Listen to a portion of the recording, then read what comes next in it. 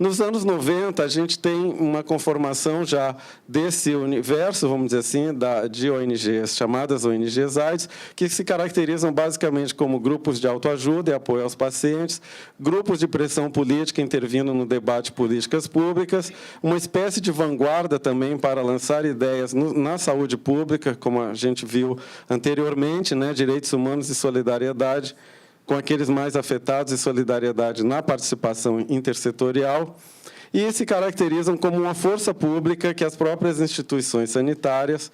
poderiam utilizar para aumentar o apoio e, por exemplo, obter mais recursos e reforçar medidas políticas, como, por exemplo, a defesa do SUS, que tinha sido formado lá no final da década com a Constituinte de 88.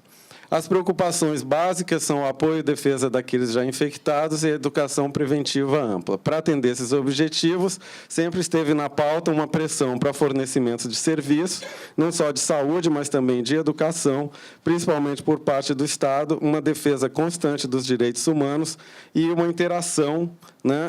crítica, mas construtiva com governos, com a área da saúde, a academia e os doadores financiadores.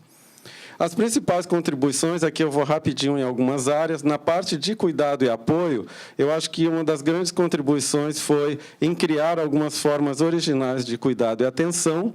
com alguns projetos como a atenção domiciliar, o aconselhamento, as academias de ginástica para soropositivos, que acabaram sendo incorporados em alguma medida pelo próprio sistema de saúde pública, e uma aproximação, uma articulação entre a comunidade, a população e a rede de saúde pública.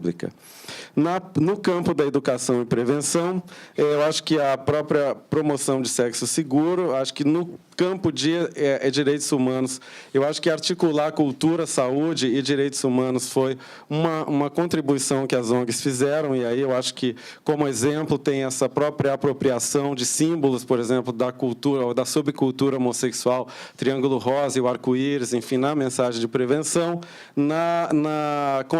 as comunidades afro-brasileiras, a valorização das lendas dos orixás nas questões de saúde, e também de relacionar com o racismo, a prevenção e a vulnerabilidade da população. Acho que o projeto Odoiá, o próprio projeto Afroatitude são exemplos dessa contribuição. E a parte de educação e mobilização comunitária de algumas populações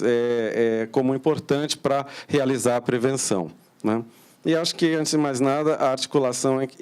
com academia e pesquisa. No campo, vamos dizer assim, mais político, estrito senso, acho que a pressão sobre o sistema judiciário resultou na inclusão do tratamento da AIDS nos planos de saúde privados, que até 96 a AIDS não era reconhecida, quer dizer, entrava naquele rol das doenças, chamadas doenças pré-existentes, então os planos de saúde não pagavam o HIV, e em cima da questão de pressão em cima do artigo 5º da Constituição, de direito à vida e à saúde como uma responsabilidade do Estado, a gente ganhou várias ações jurídicas e conseguiu incluir. E também o acesso aos novos tratamentos, ou seja, só a partir de 96 é que a gente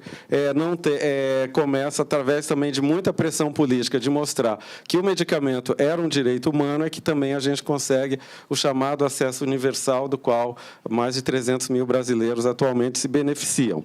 Sobre o legislativo, leis protetivas antidiscriminação, a própria lei do sangue e a pressão no executivo. Acho que uma das vitórias foi a emissão da licença compulsória do Efavirenz, em março de 2007, e, mais recentemente, alguma pressão por acesso a fundos públicos, abrir alguns canais. Sobre a saúde pública, eu acho que essa pressão por maior participação da sociedade civil em tomadas de decisão,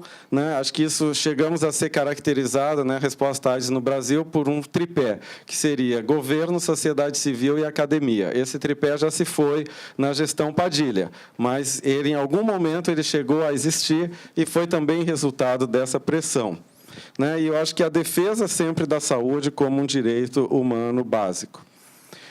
Sobre o chamado establishment científico, acho que uma das grandes contribuições no campo dos direitos humanos foi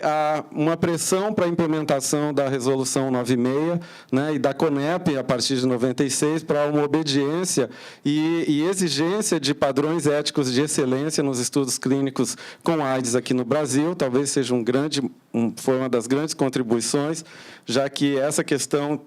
passava ao largo de outros movimentos sociais. E, bom, acho que sobre a própria sociedade, acho que, antes de mais nada, a mobilização e organização de comunidades e identidades sexuais, aqui eu diria as travestis,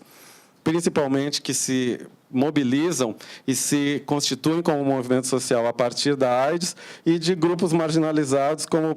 próprias pessoas vivendo com HIV/AIDS e os usuários de drogas injetáveis, que na AIDS conseguem